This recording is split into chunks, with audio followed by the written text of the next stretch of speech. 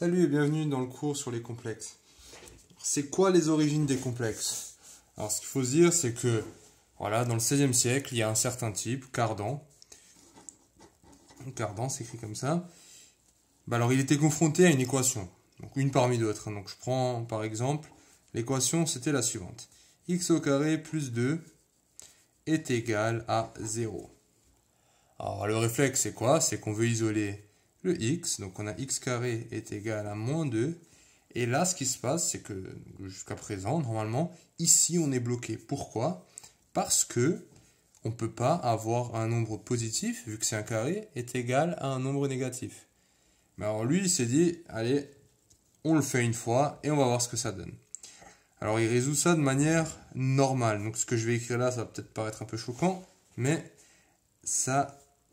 Donc c'est comme ça, c'est de là que c'est parti. Donc on a deux racines, la négative, donc on a moins racine de moins 2, et on a donc où x est égal à plus racine de moins 2.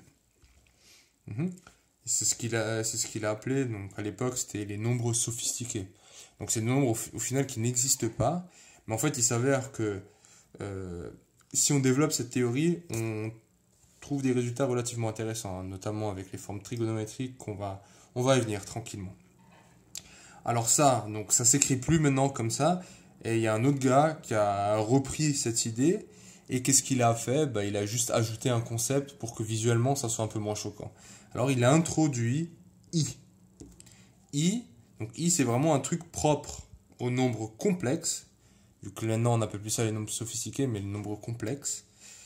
Et i, la propriété, donc quand on parle de complexe, donc les nombres complexes, on parle de i. Et la propriété de i, c'est quoi? C'est que i au carré est égal à moins 1. Voilà.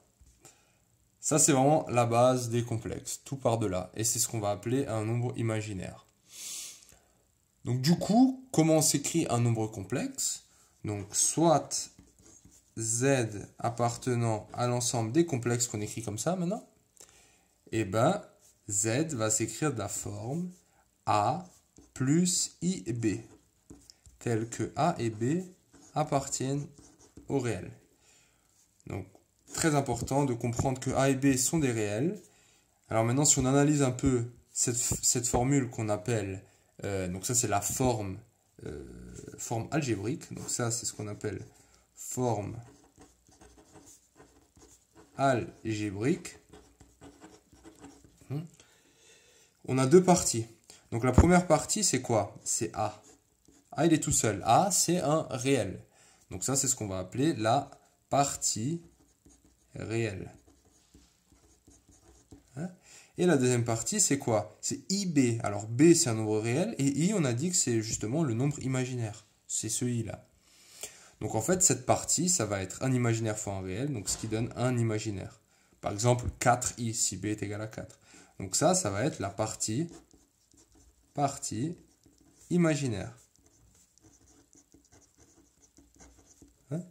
Voilà, donc tout simplement.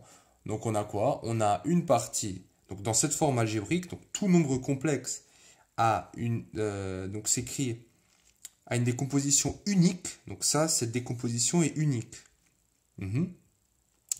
Et donc cette forme s'appelle la forme algébrique, avec sa partie réelle et sa partie imaginaire. Donc voilà, ça c'est vraiment le vocabulaire de base qu'il faut connaître dans les nombres complexes. Après, on va s'intéresser comment ça se passe maintenant au niveau des plans.